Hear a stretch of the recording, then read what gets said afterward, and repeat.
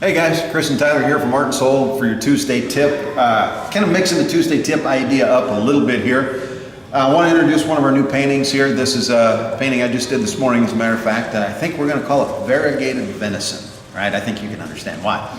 But watch our schedule. It's going to be on here, and for the sake of a Tuesday tip thing, I think what I'll do is explain how I achieve this background, okay? So I'm going to take a blank canvas, I'm going to paint it white, I'm going to start adding these colors in here, and then you got to come and take the class to figure out how the rest of it is done. But let's do the background. All right.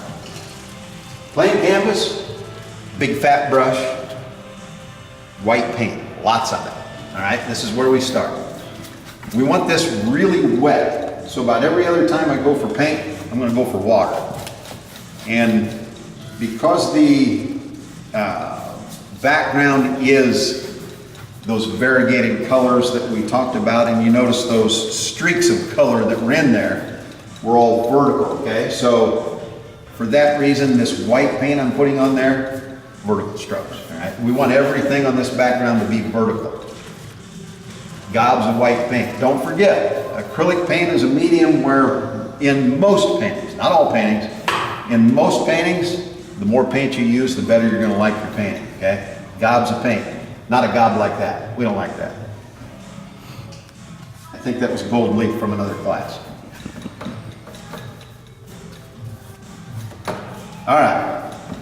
So, lots of white paint. Now we want to achieve those streaks of color. I'm going to switch to a number 4 round and a little bit of water. Here's my color palette.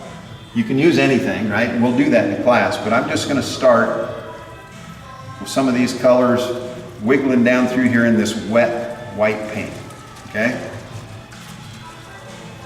Now we'll give a little bit of thought when we start painting our deer, the buck that's on here. We'll give a little bit of thought to where these background colors land, and this will have some bearing on the colors that go into the deer itself, okay? Keep that in mind. But this is how we're going to achieve this background for the buck. I've just switched to orange here a little bit. And again, there's not a lot of reason behind where these colors go.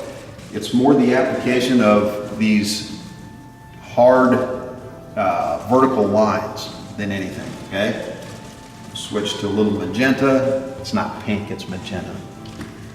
All right, it's a buck, okay? An abstract buck, a variegated venison painting, okay?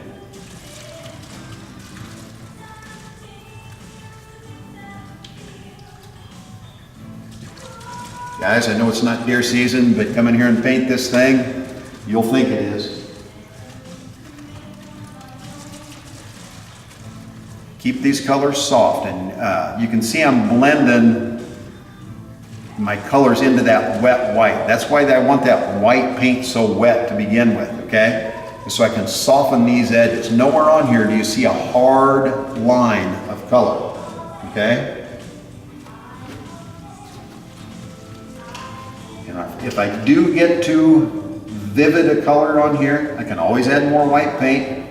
And because my paint is as wet as it is, I can always add just a little bit of water too to soften that, okay?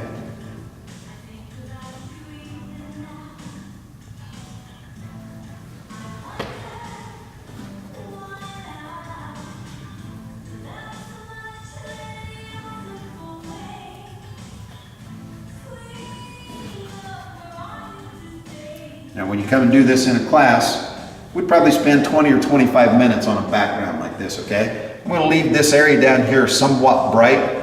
Keep in mind that buck's going to set right through here, and I want this bottom side to be a little brighter to offset what is all those colors that are in that buck. I want most of my color in this background up in this top 2/3 upper right quadrant, okay? So just a little bit more color here. Give me about a minute.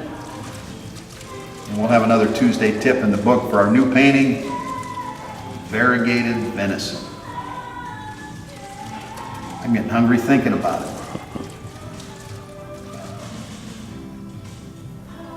All right, guys, that's our background for our new painting, watch our schedule. It'll be on there a couple of times, all right? Keep an eye out for it. Variegated venison, that's our background. Thanks for stopping by.